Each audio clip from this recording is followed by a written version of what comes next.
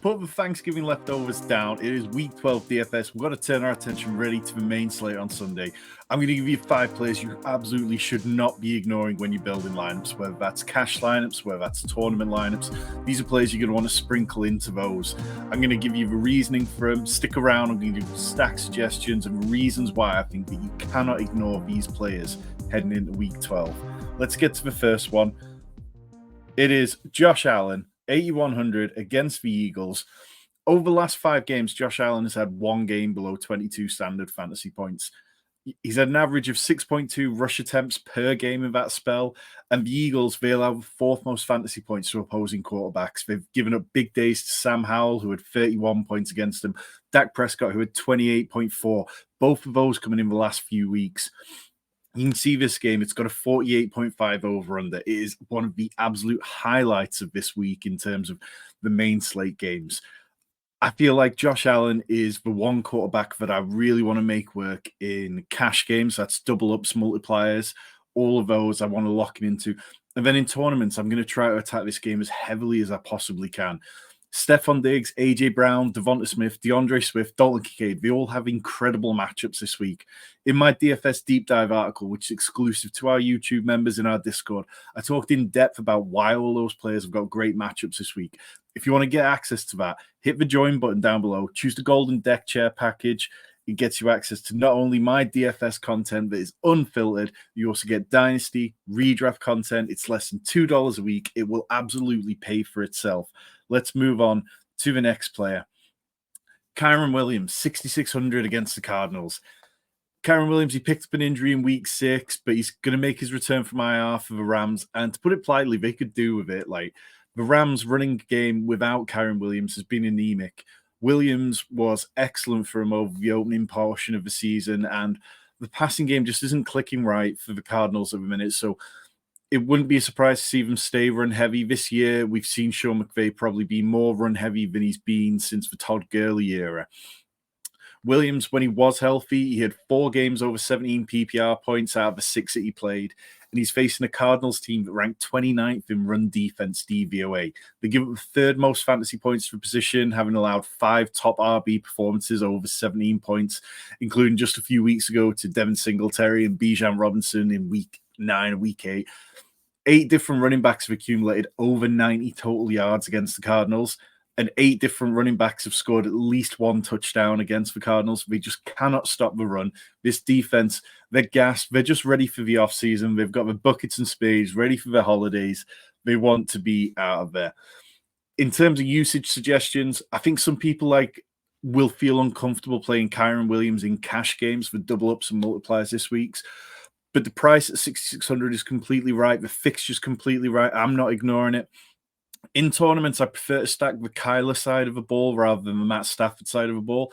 So I think you could stack Kyler with Hollywood and McBride because they both have good matchups, and then run it back on the other side with Kyren Williams.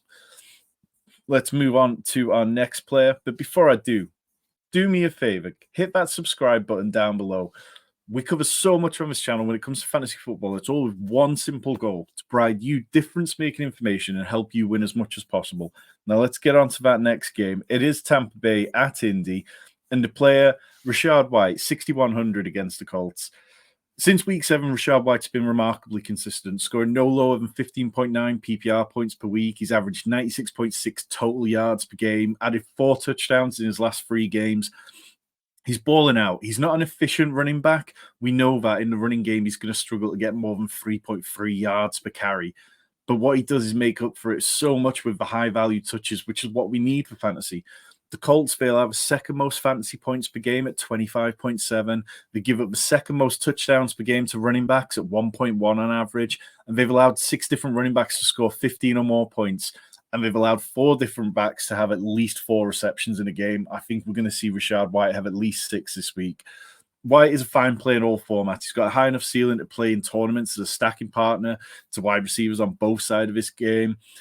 And moving on to our next player, it is Michael Pittman. Same game. And the reason is this is a pass funnel defense. The Buccaneers, they rank 3rd against the run, so they're going to be a tough matchup for Jonathan Taylor. But they rank 20th against the pass. The Bucs have given up the 5th most fantasy points to wide receivers. They allow a league high 198 receiving yards per game to wide receivers alone. Michael Pittman, he's on track for 167 targets this year. He averages more per game than CeeDee Lamb, Mike Evans, DK Metcalf, and Jalen Waddle. Pittman, he's got an average of 37.9% target share over the last 3 games. He is an absolute volume hog in this offense. He's seen 33 targets over those last 3 games, finished inside the top 16 wide receivers every week. And I also really like Josh Downs. I'm going to throw you this one as a bonus. Josh Downs at 4,800. He's really appealing because he plays a lot in the slot. And that's an area where the Bucs just hemorrhage points. They lead the league in allowing fantasy points to wide receivers playing out the slot. So I think you can play the 2 of them. You can play them and correlate them with Rachaad White. I think that's going to be a really productive sort of mini stack this week. And let's move on. We've got Adam Thielen in the Carolina at Tennessee game. 36.5 over under. 7,300 for Adam Thielen. We saw last week Frank Reich was back at the helm. Adam Thielen's slump was over, and he once again became a top 20 wide receiver, seeing 11 targets. Since week 9, the Titans have allowed 3 different wide receivers to score over 22 PPR points. Deontay Johnson, he had 22. Mike Evans, 26.3. Calvin Ridley, 31.1. All of them went absolutely off, and that's just since week 9. The Titans, they're a pass funnel. They rank 4th in DVOA against the run, but 28th against the pass. They've allowed the 6th most fantasy points to wide receivers and the 5th most slot fantasy points.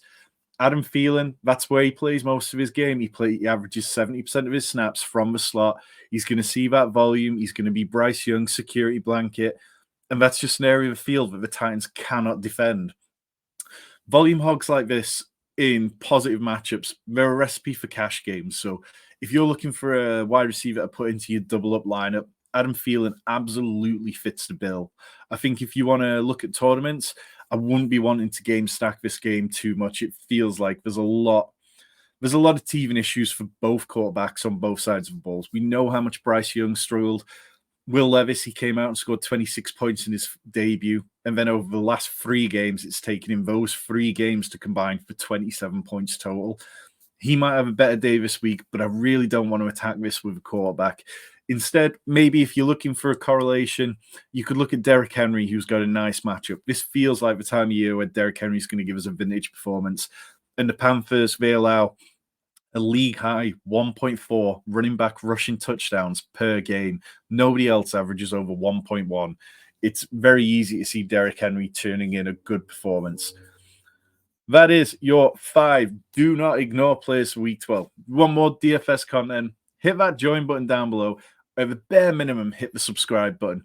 But if you hit the join button, you're going to get the weekly members-only video that I do where I talk about a cash game core, players that I'm building my cash lineups around, GPP stacks that I suggest, players that I'm building lineups with for those big tournaments and that I'm managing to make work in a really good way. Leverage spots, we talk about how we can gain leverage on the field, as well as talking about good chalk and bad chalk. And as well, you get access to the Discord where we go over so much, and I'm always there to help people build their lineups. Whatever you're after, we can help you win. Hit the like button, hit the subscribe button. Let me know who you're building around this week. Good luck this weekend.